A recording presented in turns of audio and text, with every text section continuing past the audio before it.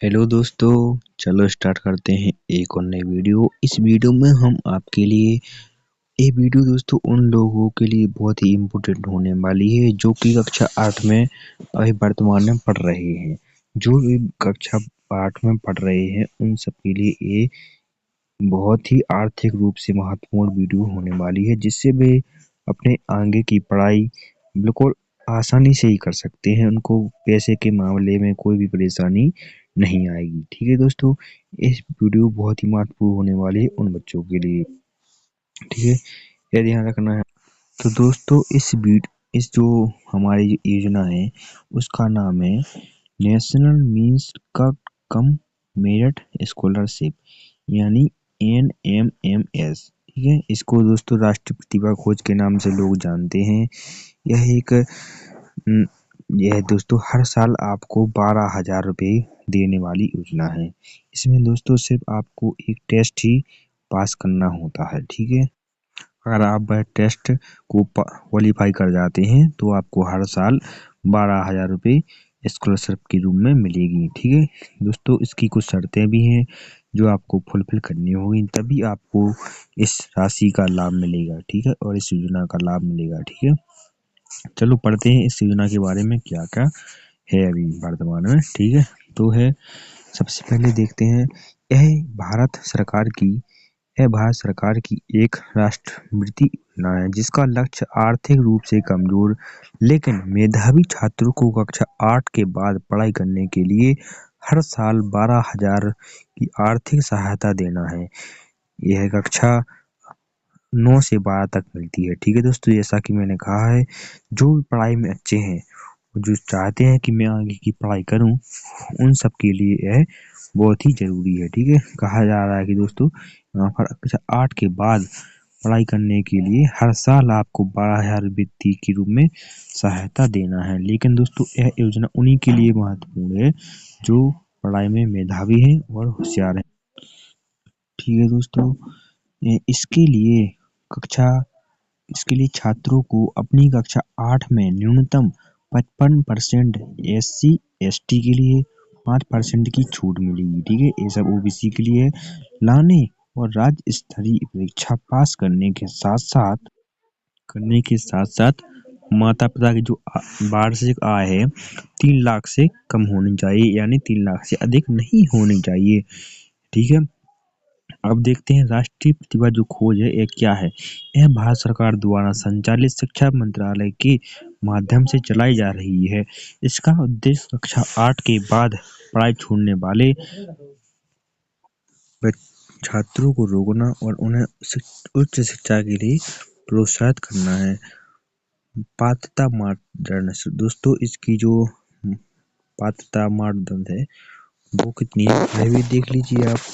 ठीक है, शैक्षणिक कितना होना चाहिए आपका कक्षा 8 की परीक्षा में न्यूनतम 55% अंक, और जो SC/ST के लिए है वह 50% भी चल जाएगा प्राप्त किए हो। कक्षा 8 में आपने 50% जो आपकी मार्कशीट है उसमें दिखाना चाहिए। ठीक है, और आय जो है माता पिता की वह 3 लाख से कम होनी चाहिए। स्कूली शिक्षा, स्कूल मतलब सरकारी होनी चाहिए। जिसका अर्थात इसका मतलब है आप जिस स्कूल में पढ़ रहे हैं वह सरकारी या सरकारी मान्यता प्राप्त होना चाहिए।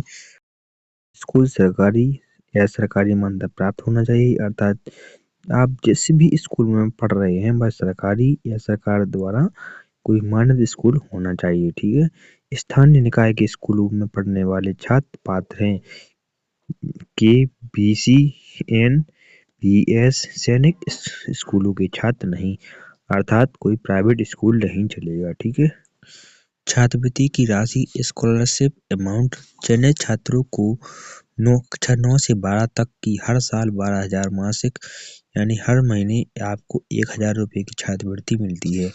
दोस्तों आपको हर महीने न मिलकर साल के अंत में आपको 12,000 रुपये मिलते हैं। ठीक है, यह राशि सीधे छात्र के बैंक खाते में डेबिट होती है, ट्रांसफर होती है के माध्यम से आती है। ठीक है, चयनित प्रक्रिया दोस्तों, जो इसकी चयनित प्रक्रिया है वह क्या है वह भी आप देख लीजिए। ठीक है, चयनित प्रक्रिया सिलेक्शन प्रोसेस क्या है इसका? यह एक राष्ट्रीय स्तर की परीक्षा होती है, लेकिन प्रत्येक राज्य अपने स्तर पर आयोजित करता है। ठीक है, यानी आपके जो जिला स्तर है उस पर होगी दोस्तों। ठीक है, जैसे मेरा जिला ललितपुर पड़ता है, मेरी परीक्षा ललितपुर में हुई थी। ठीक है, स्तर पर करता है। परीक्षा में मानसिक योग्यता MAT और शैक्षणिक योग्यता SAT के पेपर होते हैं। कम से कम 40% ST/SC के लिए बचती और ST/SC के लिए आपको 32% तक चल जाता है।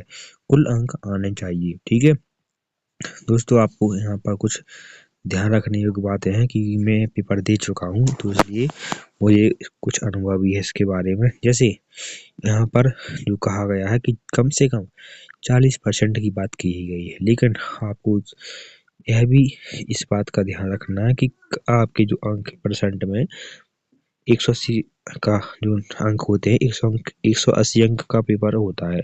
इसमें से आपको कोशिश करना है कि आपके जो नंबर हैं इस साल दोस्तों, आप कंपटीशन बहुत ही बढ़ गया है, इसलिए तो जो कट ऑफ है दोस्तों बहुत ही हाई जा रही है। मतलब जो मेरे समय में थी, उस समय कम से कम 57-54 नंबर पर मेरिट गिरी थी। ठीक है, OBC की बता रहा हूँ, लेकिन SC की तो बहुत हुई, 50 से भी नीचे गई थी। लेकिन आपको उससे मतलब नहीं है, आपको है नंबर ऑफ मेंबर्स, यानी जितने भी जो मेंबर्स में पार्टिसिपेट करते हैं, तो उसमें कितने दोस्तों को उन लोगों के नंबर आए हैं उसके अनुसार आपको लिया जाता है। इसलिए आपको कोशिश करना है कि आपके 70-80 नंबर आसानी से आ जाएं, जिससे आपको सिलेक्शन में कोई भी परेशानी ना आए। जैसे ठीक है दोस्तों, आवेदन कैसे करें? ठीक है, हाउ टू अप्लाई। आवेदन आमतौर पर नेशनल स्कॉलरशिप पोर्टल यानी NSP या राज्य के शिक्षा विभाग की वेबसाइट के माध्यम से होता है। प्रक्रिया राज्य के अनुसार अलग अलग होती है और आमतौर पर नवंबर, दिसंबर, जनवरी के महीनों में शुरू होती है। मुख्य बातें, ठीक है, यह मेधावी और आर्थिक रूप से कमजोर छात्रों के लिए है। कक्षा 8 के बाद पढ़ाई बच्चे छोड़ देते हैं, वो बच्चे पढ़ाई ना छोड़ें, इसका परम लक्ष्य है। देखिए दोस्तों, और इसकी परीक्षा राज्य स्तर पर होती है। ठीक है दोस्तों, आशा है आप लोगों को यह वीडियो पसंद आई होगी। और दोस्तों, आप अगर आपको कोई इसकी अगर जानकारी नहीं है, तो आप इसको दोस्तों बहुत ही शेयर करें। और इसको दोस्तों ये 100% बहुत ही सत्य है। मैं यह परीक्षा दे चुका हूँ, तो इसलिए मैं ये बात कह सकता हूँ कि यह परीक्षा कितनी सत्य है और उसमें कितनी एक्यूरेसी है। ठीक है, इसलिए आप इसको और अन्य परीक्षाओं की तरह ना देखें। इसको आप दोस्तों अन्य वीडियो पर भी सर्च कर सकते हैं, जैसे RW पर कहीं भी, और या आप गूगल पर भी इसको सर्च कर सकते हैं। ठीक है,